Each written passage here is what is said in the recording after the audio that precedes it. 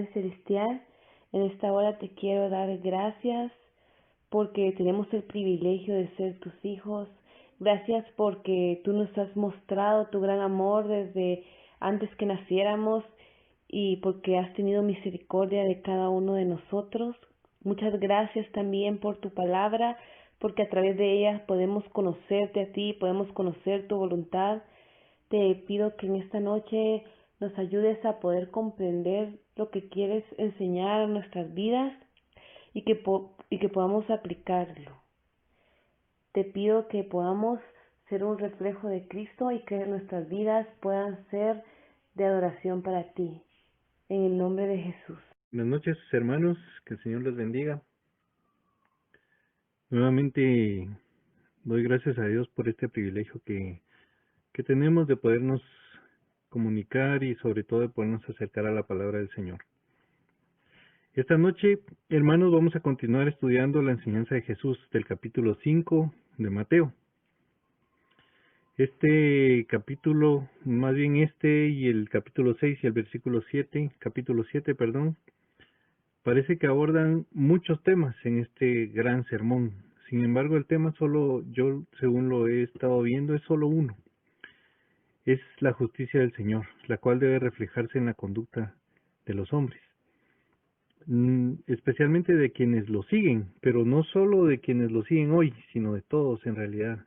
Porque dice la palabra del Señor que Él no retarda su promesa, como algunos lo tienen por tardanza, sino que es paciente, porque Él desea que todos procedan al arrepentimiento.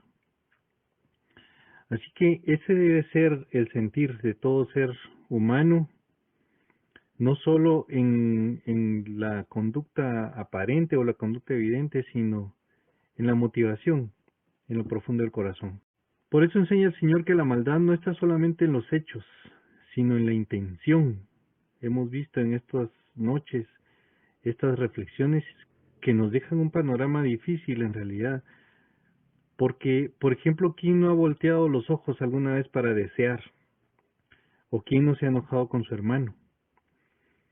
Y eso no nos parece tan grave como para llamarnos adúlteros u homicidas.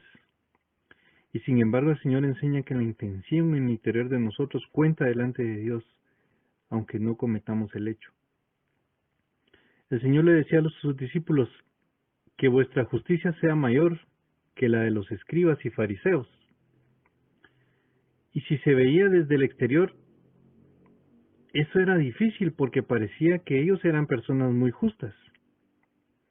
Como escuchaba yo en cierta ocasión un mensaje del hermano Adrián Rogers que decía que si un pastor tuviera en su iglesia como miembros a algunos fariseos, probablemente serían los mejores miembros. Cumplían con asistir al templo, cumplían con las oraciones, cumplían con los diezmos, cumplían con mantener las tradiciones, todos eran unos miembros excelentes.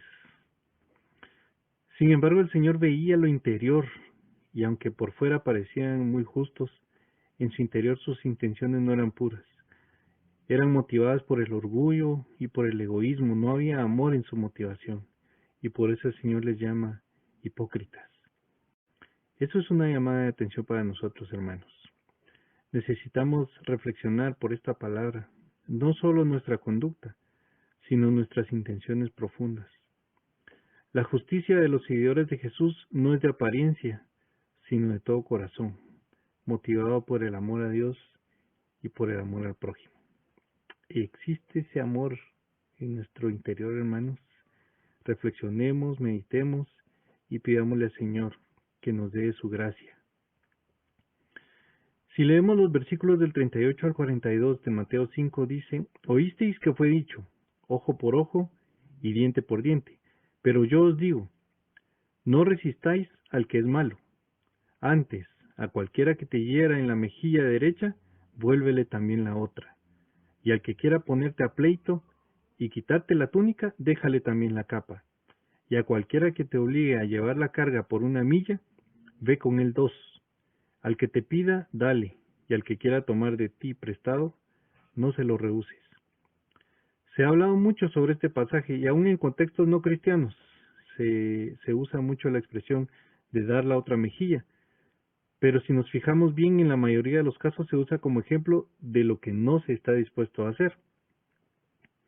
Y sin embargo, aquí nosotros vemos la enseñanza de Jesús y el sentido que tiene, y que el Señor nos ayude, hermanos, a entenderlo. Les quiero invitar a que reflexionemos en primer lugar a que Jesús hizo referencia a la ley de Moisés, o lo que le llaman la ley de Talión. Lo que el Señor menciona cuando dice, oísteis que fue dicho, está haciendo referencia precisamente a esta ley.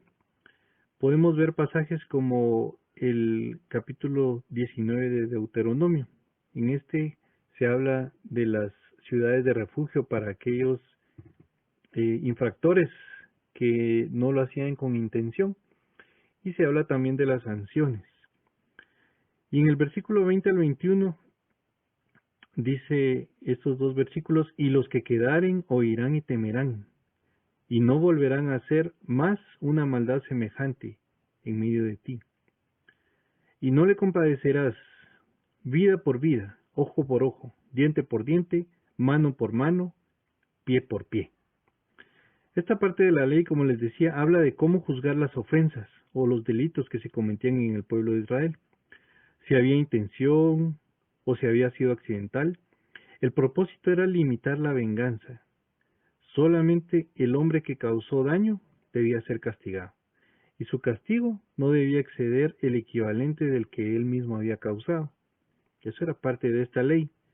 No se daba autoridad a una persona a vengarse por sí misma, sino que había una intervención de la autoridad. En un versículo previo, el versículo 18 dice, y los jueces inquirirán bien.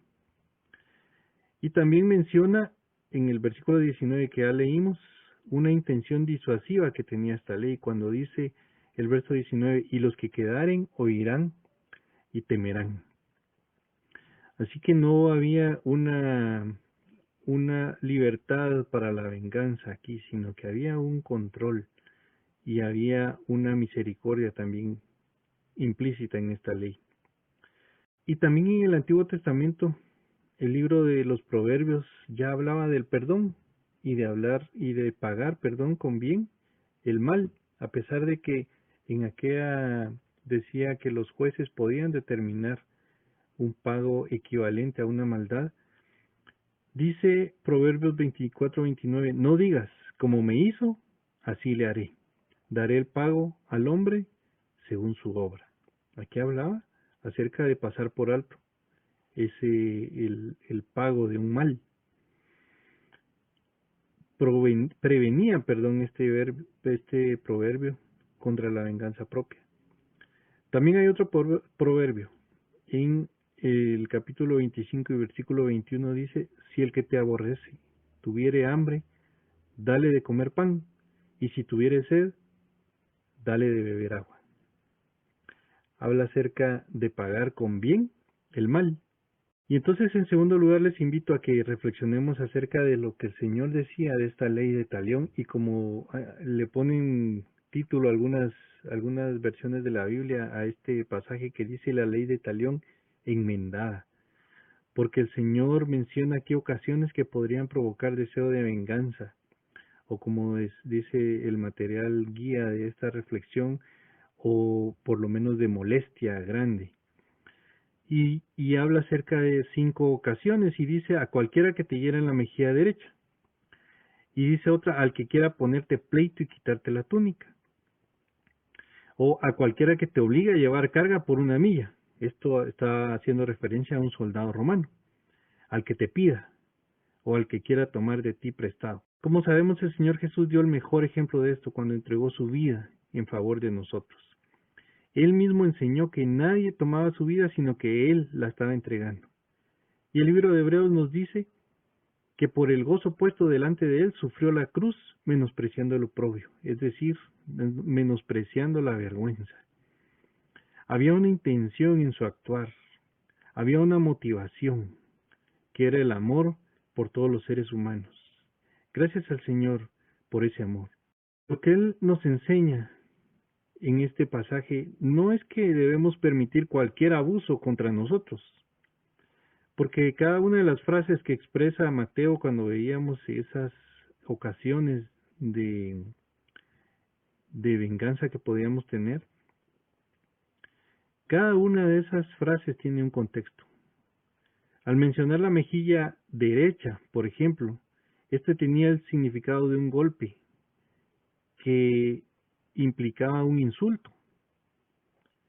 Y lo que el Señor enseña es que en lugar de dar una respuesta airada, se estuviera dispuesto a no responder en venganza, sino a perdonar. En conclusión, hermanos, el principio es el amor. Y el principio del amor indica que uno debe controlar sus reacciones ante la violencia, evitar el odio o resentimiento y manifestar un espíritu generoso. Nosotros hemos recibido del Señor el perdón sin merecerlo y la salvación, que es la más grande bendición. Como dice el libro de Romanos 5:8, mas Dios muestra su amor para con nosotros en que, siendo aún pecadores, Cristo murió por nosotros.